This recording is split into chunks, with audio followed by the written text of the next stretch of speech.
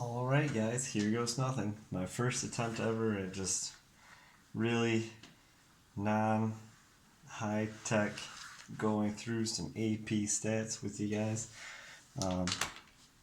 Just me, some books, a pen, a piece of paper. You guys want to see a magic trick though? Oh, oh, oh. Alright, that's all the flair. Alright, let's do this beast. So we're looking at 6.2 day one. We're going to give you a raise from yesterday, okay? Because you guys were complaining. We need you guys to work better, so we're going to give you a raise. Yesterday, these were the probabilities we found for each one. We found our mean was 5.4. Your standard deviation was $2.91, right? So we need to know what kind of raise we need to give. We're going to see we have two options. Option one is we add $10 per hour to each employee. Option two is we double the wage of all employees. We're going to find out which ones can be the most advantageous for us.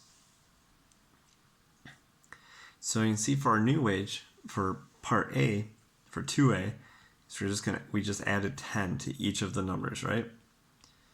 So if you made $1, you're making $10, or if you were making $1 an hour, you're making $11 an hour now. Living the dream. Okay.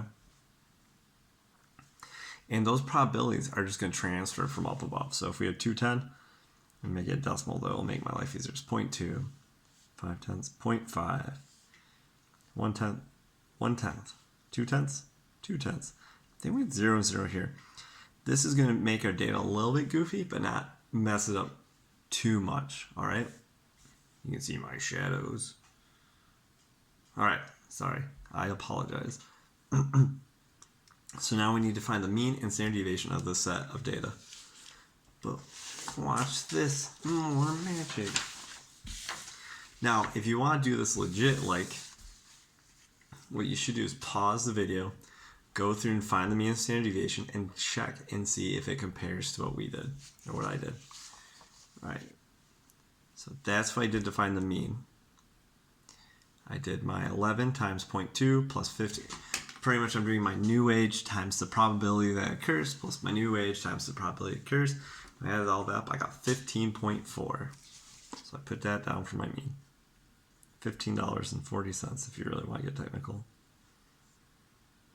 Okay. Now for standard deviation, I'm going to take this mean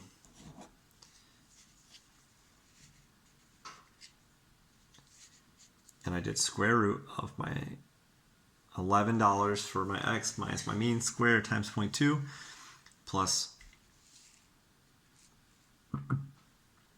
my $15 minus my mean squared times 0.5 plus, again, we've done this before, but please look it over. You have to know how to do it this way.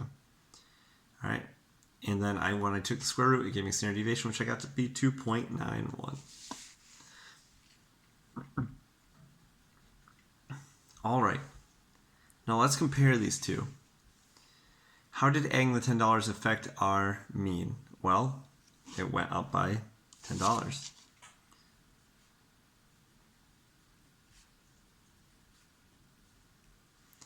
How did it affect our standard deviation?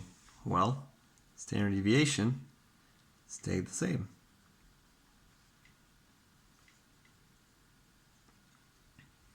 So we could say that the salaries vary, or the hourly wages vary $2.91 about the mean of $15.40. All right, now let's double all the wages. Got my calculator, it came ahead. 1 doubled is 2, 5 doubled is 10, 7 to 14, 10 to 20, 15 to 30, 25, 50. You could be making $50 an hour. That's like 10 Mr. Terwilliger salaries. Again, probabilities stay the same. Oh, but there's none of those. 0.2, 0.1, 0.5, 0.2, right? All right, so now I need to find the mean and standard deviation of this set of data. So let me bust out. Again, if you want to do this legit, pause it and go through and find it. You need practice on this, all right? But I went through and I did it. And 2 times 0.2, because $2 probability of $2. $10 probability of $10, ... and I got 10.8. Oh, also credit statsmac.com for making this worksheet. I see all my stuff from them.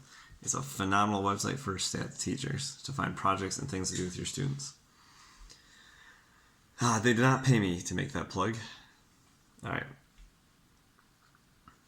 Next, I do standard deviation, which again, pause it, try to find it yourself. We'll see how you did.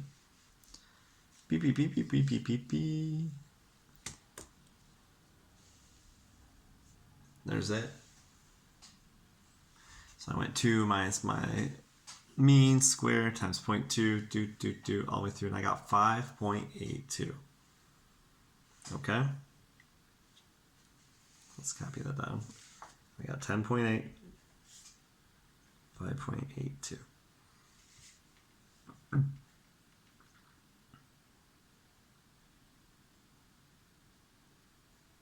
All right.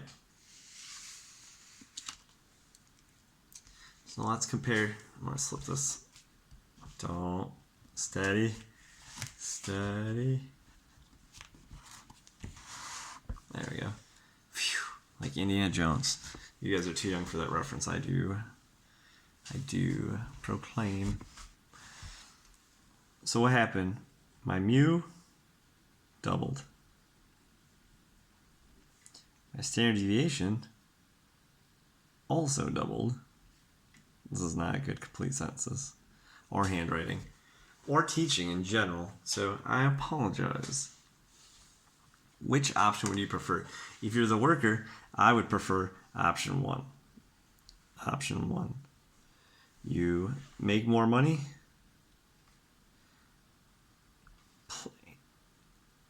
and there's less variation. So because there's less variation, you know where your salary will be.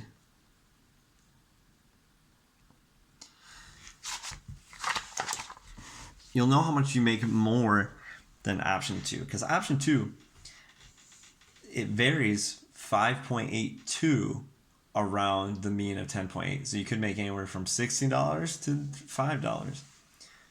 But with option 2, you're probably going to make between $13 and $18, right? That gives you a better indication of how much you're going to make. Now, the doubling info was kind of weird because we didn't have anyone making the $50, which would have skewed our data a little bit, but actually wouldn't have mattered. All right? So let's take a look at the big idea. Pause this. All right, so what's the big idea? All right. So if we add or subtract a C, a constant C, from each value of our data, then let's see what kind of effect it takes on our mean and standard deviation, our middle and spread. Shape will stay the same. Stay Stamos. Shout out to John Stamos. Our center will move C. You'll either add or subtract C based on what you're doing to each one. And our variability stays the same. So you can think about it like this. If this is your one graph, if you add C to it, it just moves over. So again, your mean moved over, but your spread of data stays the same. Your shape is the exact same. You're only changing your mean. Now, what if you multiply or divide by that C to each value? Well, then your shape stays the same. You can't change it from being normally distributed to not normally distributed. Your center gets multiplied by C. Your variability, just like in our example, if you notice both got doubled, our variability gets multiplied by C. So you can think about it like this. Your standard deviation, if you start with your standard deviation, it goes to 2 times your standard deviation. Now for variance, squared goes to C squared variance squared. Okay? Because you're actually spreading out the data then. And before you can see, $1 went to $2, $25 went to $50. That's a bigger difference than $1 going to $11.